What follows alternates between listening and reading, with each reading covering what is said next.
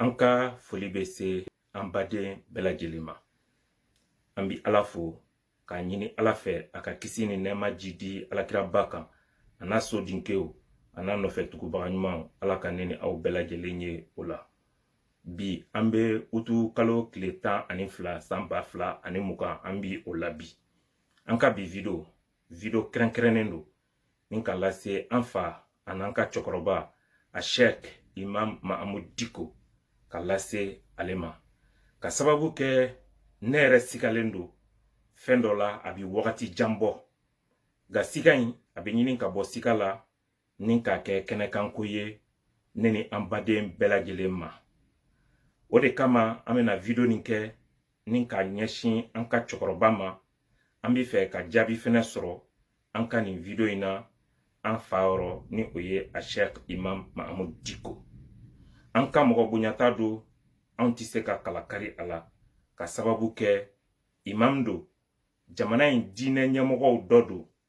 wa cɛkɔrɔba do an fa do. Nga n'an sigara min na silamɛya bi a wajibiya an kan an ka siga bɔ ɲɔgɔn na kow la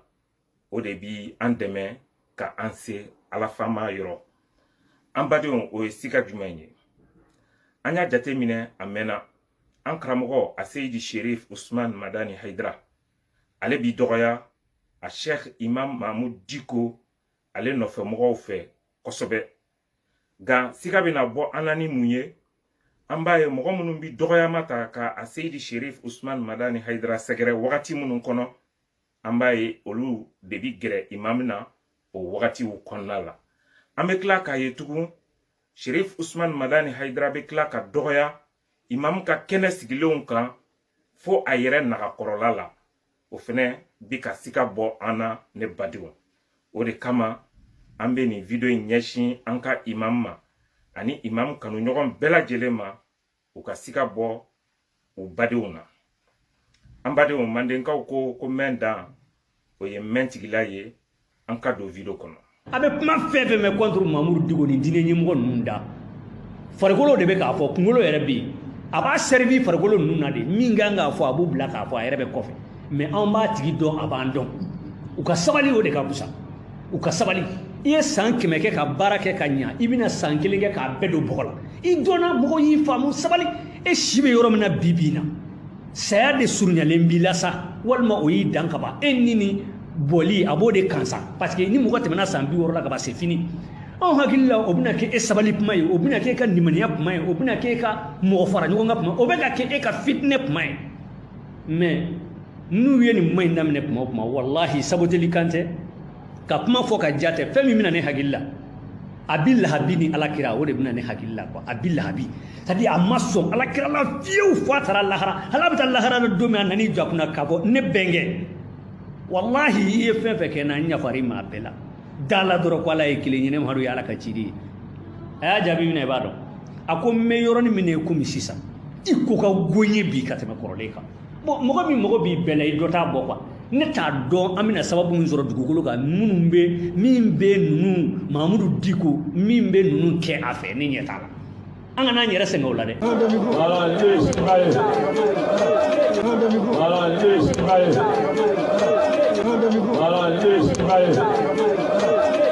An balimaw ni an ka siga dɔ ye ka ɲɛsin an ka imam ma ni o ye a Sheikh Imam Mahamud Dicko. Ni Sidi Bubakar Ba min bɔra ka kuma sisan n'a sigiyɔrɔ bɛnnen don Kati Numurila ma a ka kuma bɛɛ ɲɛsinna Sherif Usman Madani Haidara de ma. Nga a ma bɔ ni dalilu kelen ye kisɛ foyi ti a ka kumakan in na fo dɔgɔyama burujali ani dasako fɔ sɔnɛ kodɔnna ni hakilitigi bɛɛ yɔrɔ kisɛ ti kumakan na fiyewu dalilu t'a la preuve foyi ti a bolo wallahi. Nga siga bɛna bɔ an na ni cɛ in ka kumakanw na ni mun de ye ka ɲɛsin imam ma. Ni ye nin kumakan in kɛ ka bɛn juillet kalo tile 8 san 2020 utu kalo kile kɔnɔntɔn san 2020 à peu près kalo kelen kɔnɔ an y'a ye imami ye o mɔgɔ kelen de tɛgɛ kɔrɔta k'o yira a ka jama la ka mankutukan caman fɔ. Maliyɛnw, ne bɛ ɲininkali min kɛ aw la, aw minnu bɛ réseau kan ani aw minnu bɛ jamana in kunnafoni kow kalama, yalima aw dɔw tun bɛ nin Sidi Bubakar ba in dɔn ni imam ka yirali kun tɛ wa? An ye imam ye ka yira kuma jumɛn? A kelen kɔfɛ ka video sigiyɔrɔma damadɔw kɛ ka tugu ɲɔgɔn na, a bɛ ka Sherif Usman Madani Haidara dɔgɔya a dasago kɔnɔna la. A ka video laban kɛra ka bɛn juillet kalo tile 15 ma, a bɛ Kati 24 ka page sanfɛ. Ni an siga dɛ, nka siga bɛ na bɔ an na ni min ye, an ka jan ko lajɛ.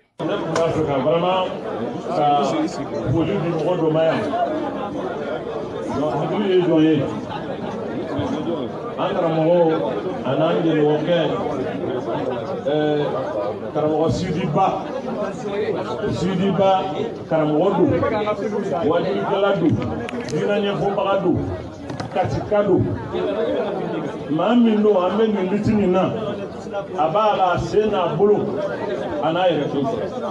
A nana kɛnɛ kan, an y'a ɲini a ka kɛ yan, a ka wuli mɔgɔw k'a ye u k'a dɔn. Ala Sidiba i bɛ fa jumɛn?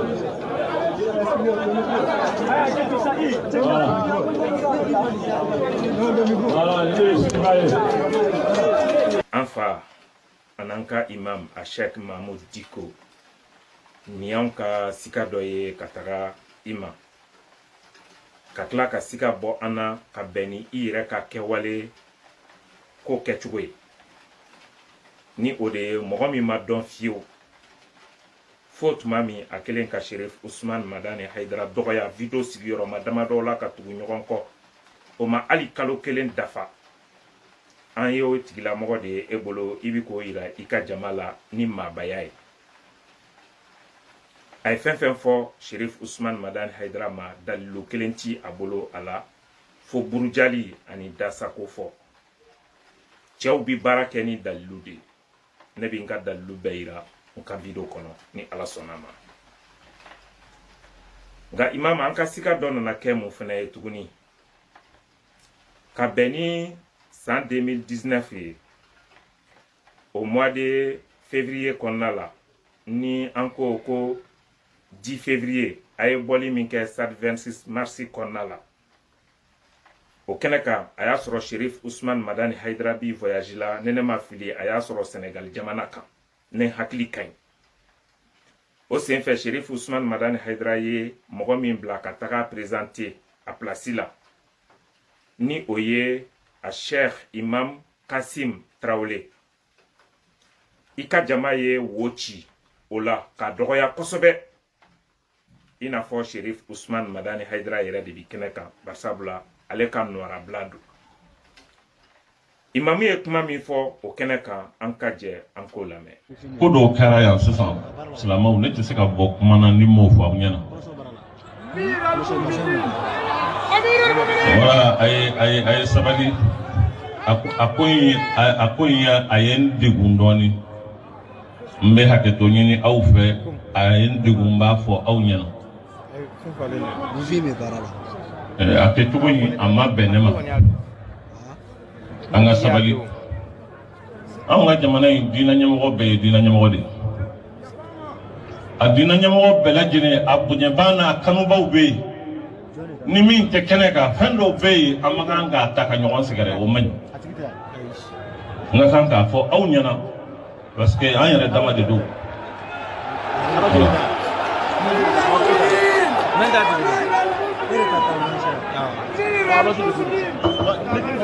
Kuma in fɔra ne de ye,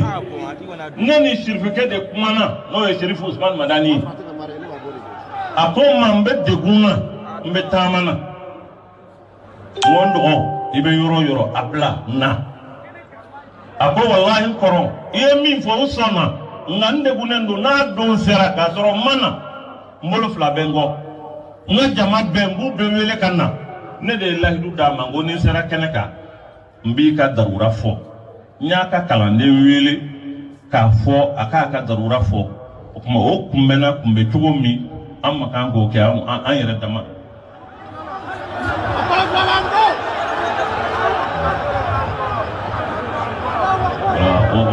o yoro mi na ngo anga fara nyonga ango anga nyongomne ango anga na soma ko do ani nyonje fendo be amakanga soma voilà akuma akana nyongo ke tuguni a ɲɔgɔn ti kɛ tuguni nka nin kɔfɛ a ɲɔgɔn caman kɛra n y'a fɔ cogo min nin kɛra 10 février 2019 imam ka jama ye a Seydi Cherif Ousmane Madani Haidara dɔgɔya k'a ka ciden dɔgɔya bɛɛ bi o kɔrɔ dɔn an fɛ Mande maa ka ciden n'i y'a dɔgɔya i ye citigi de dɔgɔya imam ye kuma min fɔ o kɛnɛ kan aw bɛɛ lajɛlen bɔra k'o lamɛn sisan nka nin kɔfɛ a ɲɔgɔn caman kɛra a prévu bɛɛ bɛ ne de bolo nka video jan o man di n ye o kama don danti bi ye ni Ala sɔnna na aw mako jɔra la n b'a bɛɛ bɔ kelen kelen kelen kana anw bi kuma ni dalilu de ye wa cɛya ye dalilu de ye an badenw hali ni ye Cherif Ousmane Madani Haidara ka kalanden sara ka tila ka mɛlɛkɛw fara a kan kana a ti sɔn ka karamɔgɔ dɔ dɔgɔya an ka imam tɛ dɛ karamɔgɔ dɔ walima hali dugu malankolon dɔ k'o dɔgɔya Cherif Ousmane Madani Haidara sigilen ɲɛna a ka kɛnɛ kan o ti kɛ abada billahi wallahi mɛ ni sirifukɛ in dɔn wallahi ni sirifukɛ in jɔlen don Alakira jɔyɔrɔ la n'a jogo ye n'a danbe ye n'a ka kɛwale bɛɛ lajɛlen ye wallahi a ti sɔn a ka kalanden ti sɔn fiyewu Haidara ka kalanden ti sɔn ka foyi fɔ mɔgɔ dɔ kan a tigi kɔfɛ Haidara sigilen ɲɛna a ti kɛ o wa ni Haidara bi fɛ o ka fɛn o fɛn fɔ mɔgɔ min ma a ti maa bila k'a fɔ a yɛrɛ de b'a fɔ ni Haidara bi fɛ ka fɛn o fɛn fɔ an ka imam kan a bi bɔ a yɛrɛ de fiyɔrɔ a ti maa si bila k'a fɔ imam Mahamud Diko ka nin baara in mun ye sika bɔ an na o de ye Sidi Boubacar Ba min a yɛrɛ y'o yira jama la ni mabaya ye o yɛrɛ ka kumakan dɔ don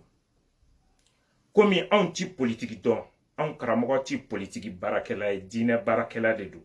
nka an ka imam a Sheikh Imam Mahamud Diko ale bɛ politiki baarakɛla bi tiɲɛ don imam don nka a bi politiki baara fɛnɛ kan k'a kɛ bi o la politiki mɔgɔw ka jeu politiki dɔ bɛ yen an y'o kuma mɛn ale yɛrɛ ye min yira sisan ni o ye Sidi Boubacar Ba ye ka mɔgɔw bila u ka mɔgɔw nɛni ka tila k'a kɛ i b'a fɔ foyi ma kɛ i n'a fɔ an b'a fɔ cogo min zana la ka tasuma don mɔgɔw ka bugu la ka boli ka na ni ji ye tugun k'i bɛna bugu la tasuma faga imam Ala kana ko ye dɛ barisabula anw b'i dɔn diinɛ ɲɛmɔgɔ de ye tiɲɛ don i bɛ ka politiki kɛ bi nka anw b'i dɔn diinɛ ɲɛmɔgɔ de ye o la politiki mɔgɔw ka o jeu imam mankan ka don o la fiyewu mɛn dan ye mɛn tigila ye an ka Sidi Boubacar Ba lamɛn waaye dɔrɔn ni diinɛ ɲɛmɔgɔ ninnu ka baara caman bɛ ten u mana mɔgɔba min ta k'u lagosi u n'o bɛnnen don a la dɛ sufɛ a bɛ bɔ a fɛ yen ka wari d'a ma a b'a fɔ bon pour que nin kuma in ka se ka ɲɛ mɔgɔw ka se ka a faamu fo n k'i dɔgɔya de mais n'i y'a mɛn a ka n'i tɔɔrɔ dɛ donc u b'u ka wari minɛ u b'o sɛbɛkɔrɔ dɔgɔya tɛgɛrɛ wara kɔfɛ u bɛ ɲɔgɔn ye quoi donc olu bɛ tan de. aw ye Sidi Boubacar Ba ka kumakan mɛn sisan a ko diinɛ ɲɛmɔgɔw k'u ka baara de ye nin ye nka anw tɛ nin dɔn diinɛ ɲɛmɔgɔw ka baara ye anw bɛ nin dɔn politiki mɔgɔw ka jeu de ye politiki mɔgɔw olu ka taabolo dɔ de ye nin ye nka anw karamɔgɔ ale ka baara tɛ nin ye a tɛ nin dɔn billahi n b'a garanti diɲɛ na yan ani lahara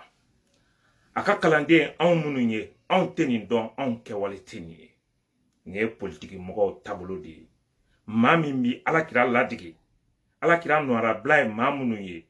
ni o ye diinɛ ɲɛmɔgɔw ye ni o ye alimamiw ye n'olu ye karamɔgɔw ye olu kɛwale tɛ se ka kɛ nin ye fiyewu nin ye kumashulu ye ka ɲɛsin alakira ba ma bilahi nka mandekaw bi zana dɔ fɔ ko n'i ye min mɛn baladen da ko de bi balaba da yalima o de don wa o ɲininkali bi kɛ nin yɔrɔ in na yalima Sidi Bubakar Ba alimami de bi a fɔ aw ye wa n ka kɛnɛw kan a ye bɔ a ka Sheriff Usman Madani Haidara dɔgɔya n yɛrɛ bɛ tila ka na intervenir ka aw jalaki ka mɔgɔw ɲɛna ka sɔrɔ ne yɛrɛ de ye aw bila a la i ka nin kuma in o bɛ sika bɔ an na a ka nin kɛwale ninnu na dɛ dalilu contre dalilu ne bi dalilu de jɔ n ka video kɔnɔ an badenw n'o tɛ